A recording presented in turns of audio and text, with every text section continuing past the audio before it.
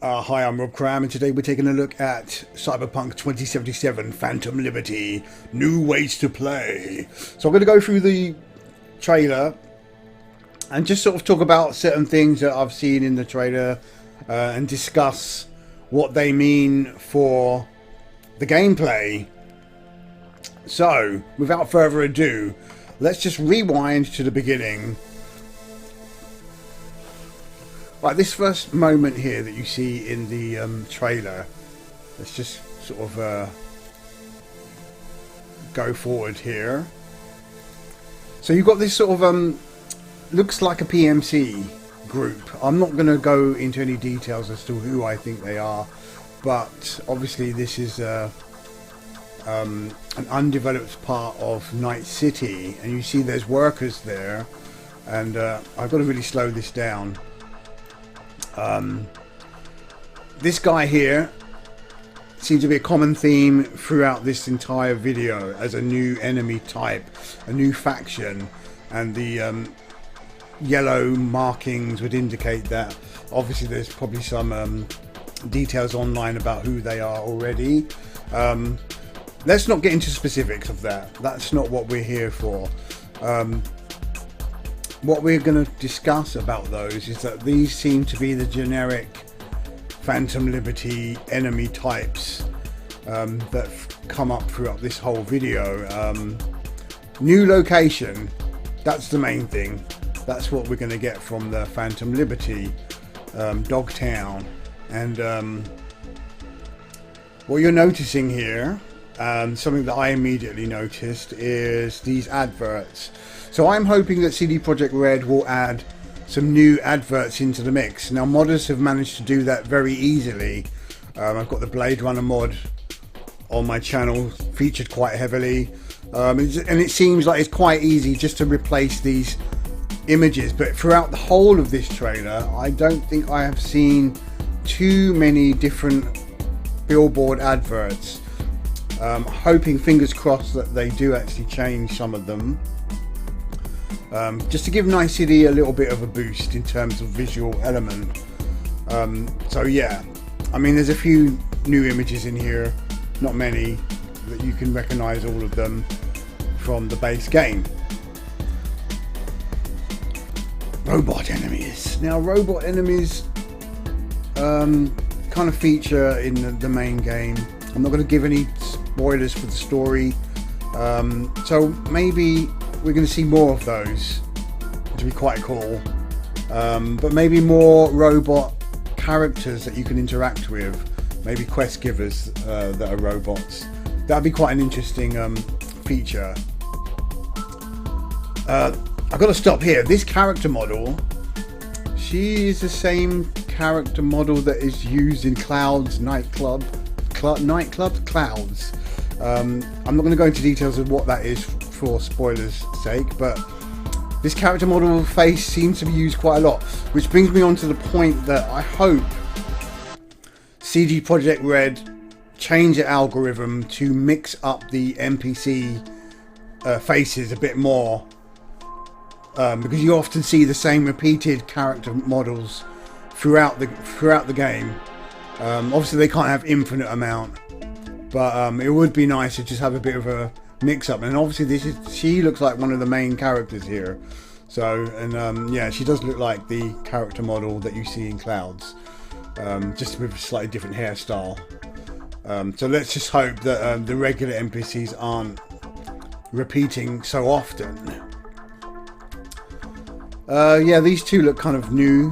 And this character here, new characters, so that's good. We like new characters. And yeah, so the whole point of this is Dogtown is got a lot of highly modded characters, so we hopefully will see more variation in not only the main quest givers and vendors, but also the NPCs having a bit more visual variety, which I'm hoping that we'll see. And if we go just slightly back a little bit in the video, these two look like new character types that I haven't seen before, especially Mr. Blue Hair over there in the corner, which is cool. So that's nice to see that.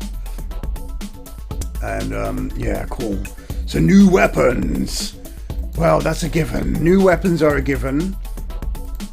I like the look of these, but I mean, depending on your play style, new weapons, there's a ton of weapons already in the game, and for me, I like playing as a gunslinger if I'm going to use weapons, and also stealth. If I'm using stealth, then I would tend not to use any of these sort of big guns. So a lot of that is wasted on me as my sort of kind of builds that I create.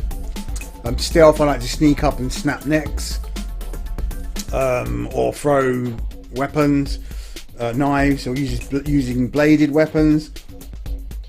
So these big guns, it's very rare for me to want to use those. I haven't tried a sniper build. There is missions where you are required to snipe, but they're pretty loud. So a silent sniper would be quite nice if that's something that's an option.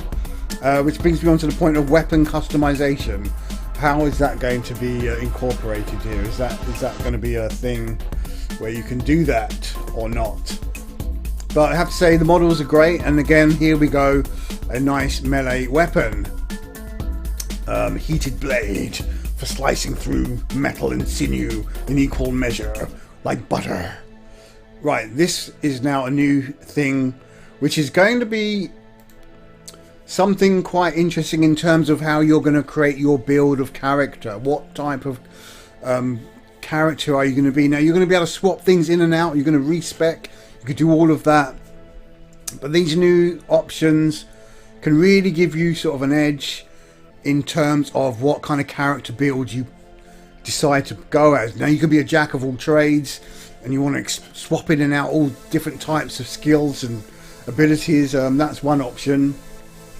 Alternatively, you might want to be a bit more constrained and stick with specific elements. So the fact that there's more of these is great, giving you much more abilities, and I think that's quite obvious in this trailer. So we're going back to this original move in the beginning of the video. Now this looks like it's been set up, but let's just pause that. You should be able to do this kind of action move. Jump off a motorcycle, then hammer down on the enemies below, if that's your calling. Pretty good for a trailer. Whether that's practical to do that. Basically, this is showing you that the character is pretty powerful. And we're going to go back to what I said earlier in the start of the video of these enemy types now that seem to be cannon fodder, very easily dispatched. Now, obviously, for the way they've made this trailer, they've made V extremely powerful. Maybe maxing out everything here.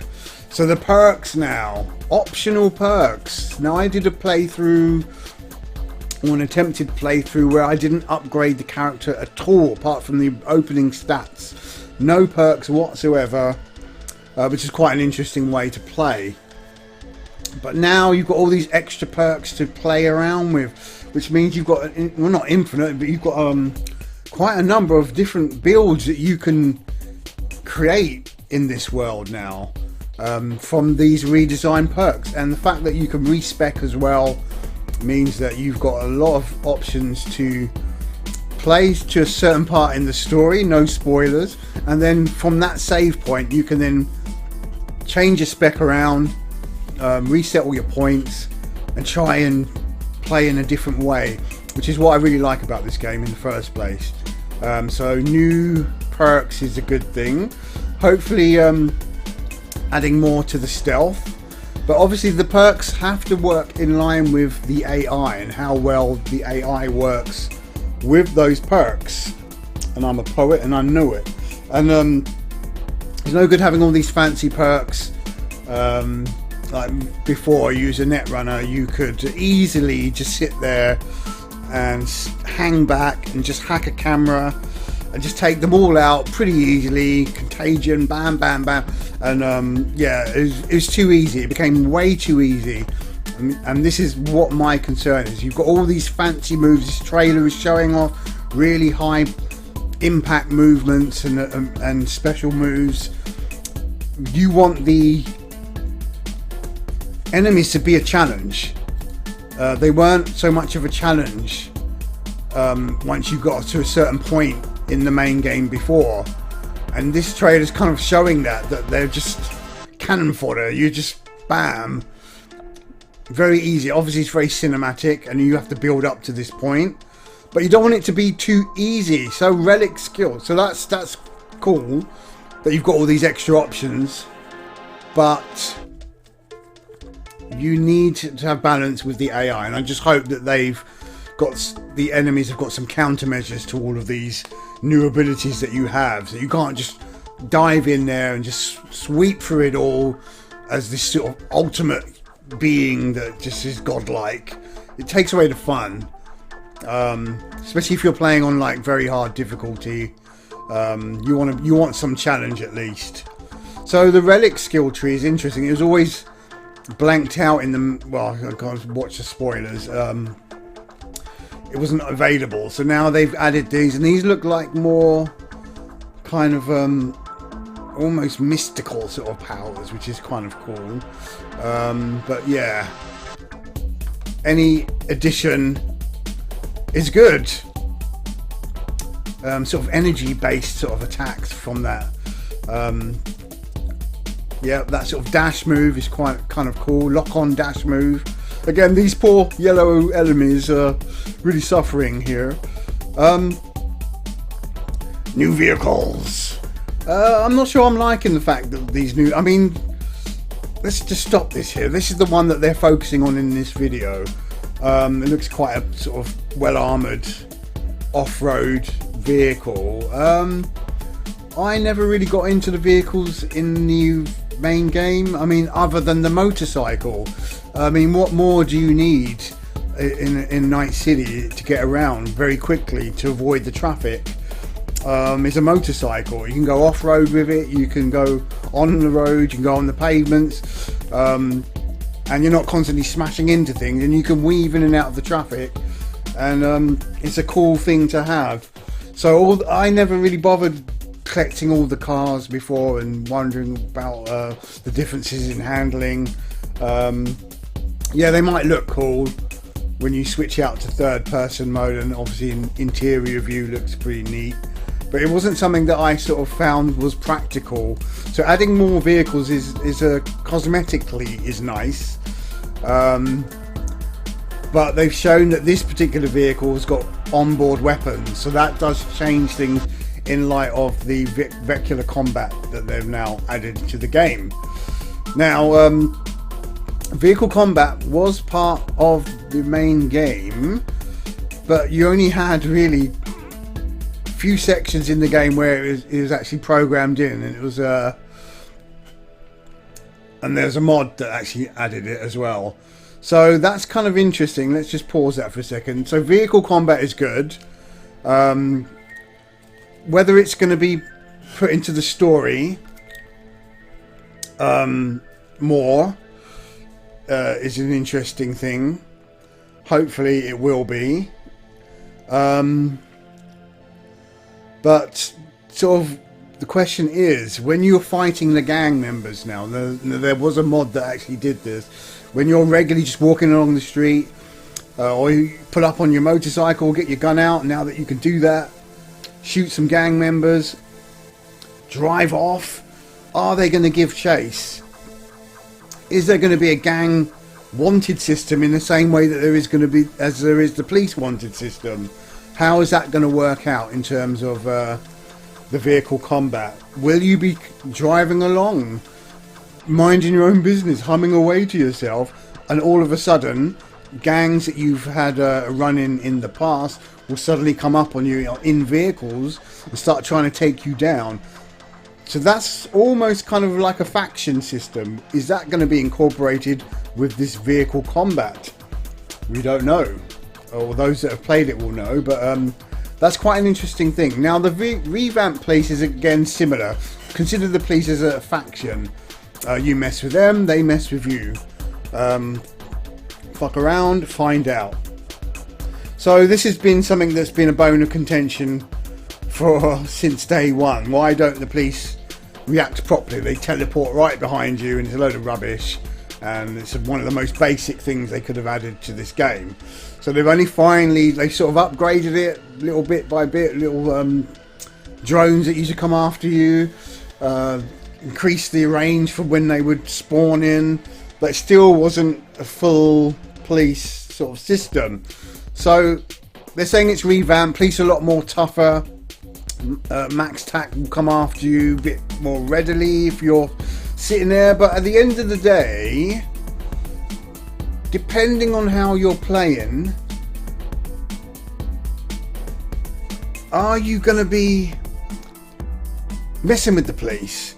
Maybe if there's a crossfire and someone gets injured and someone calls the police in the crossfire, if you're in a gunfight, the police might get called and you might have to deal with them or escape, and that might create some thrilling sort of chases and you trying to get away from that. But from regular play, like for me, stealth player, ignore. There will not be any moments where there's any interaction with the police unless they make some specific missions that will do that for you, which I hope they've been imaginative enough for that. But anyway, it's a welcome addition, but not something that it's something you could easily ignore, in the same way that the cars the new vehicles you can easily ignore if you have your preferences. But it's nice to have beefed up wanted system just in case you do sort of decide to go rogue and cyber psychosis style, just for goofing around. So here's the final overview of what is here. Some interesting things here. Combat AI overhaul. See, that's interesting, as we just spoke about. Let's hope that that's worked better to incorporate all of these new perks and moves and special stuff that you have available to you. Increased level cap is good. And what is also interesting is dozens of new story quests and gigs. That's obviously a given, but the endless dynamic events and missions, now that's kind of cool. Endless is quite a big claim. So randomized missions that will keep you going is pretty cool. And what I'd like to see is, as you level up, when you're reaching that upper echelon of all the perks and your ultimate level, the enemy combat still remains challenging. I think that's a very important thing. Lots of new items, weapons, cyberware and fashion. So one of the things in the original trailer and original sort of documentation of the game was that NPCs would react to your fashion sense. They'd be like, oh wow, that's cool, whatever you're wearing, and it would make your street cred would be affected by what you were wearing. So I'm hoping that I've heard that they are changing the NPCs to be a bit more dynamic with the character and will recognize V and make sort of comments. So hopefully some of that fashion element will also spark a reaction from the NPCs. We don't know yet, but let's just hope. So yeah, all in all, a good update, a good expansion, and I think CD Projekt Red will be wanting to readdress the balance of the disastrous original launch. And the fact that this is just PS5, Xbox Series and PC means that they can really sort of go to town with certain things. Now the 2.0 update is going to go to all people, all without having to have the Phantom Liberty expansion, which is good. Good move, expected move. I don't think CD Projekt Red could have got away with it if they decided to lock it to the expansion. That would have been a bad dick move. So that's good for those who don't want to dive in straight away. So I did a video as well recently about, are you going to start the game again from the beginning? Is this going to inspire you to start the game or right from the beginning again and get the full experience? There's no more DLC coming to this game after this point, so you've got to enjoy it for what it is. I'm going to be starting the game again in VR, as mentioned, and playing through this whole experience in VR. But I think it's worth starting the game again because of the fact that you've got all these new perks and abilities. Start from the beginning, get the full experience, and yeah, see where it takes you. So I'm going to leave it at that. Really excited for this, for the end of September, as is many other people. And yeah, really cool stuff. And I can't wait to get back into it again for the 10 millionth hours that I've spent already in the game. So it'll be interesting to see how different it feels from the off. And I'll probably do another video of that, of noticing all of these differences. Okay, anyway, look, this is Cyberpunk 2077. I'm Rob Cram. Thanks for watching. We out of here.